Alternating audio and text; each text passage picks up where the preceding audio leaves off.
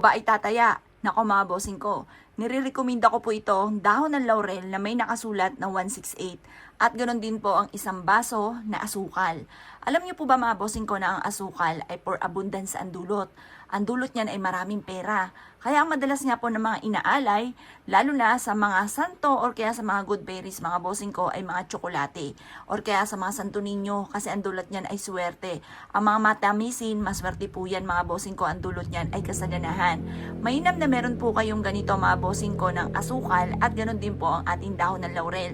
Ang dahon ng laurel ay susulatan natin ng 168 mga bossing.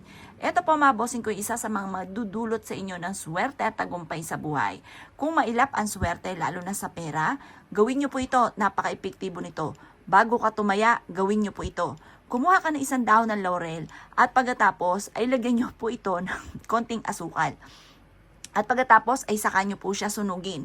Alam nyo po ba, ang nasusunog na amoy ng dahon ng laurel at ang asukal ay nagtatawag ng swerte lalo na sa pera? Lalo-lalo na kung gusto mong ikaw ay makapanalo ng jackpot.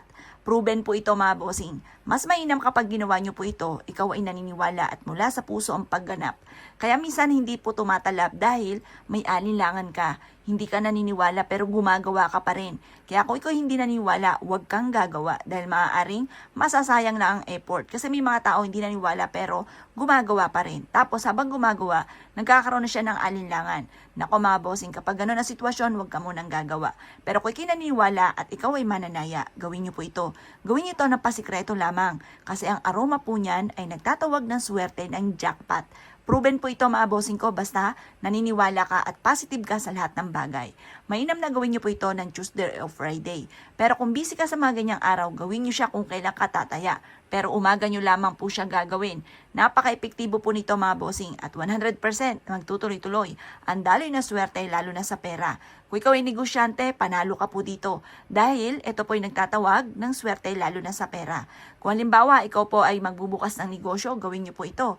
Or kaya po, ikaw po ay papunta sa inyo po negosyo. Bago ka pumunta, kahit gawin mo ito sa loob ng isang linggo, isang araw sa loob ng isang linggo, pwede na po siya.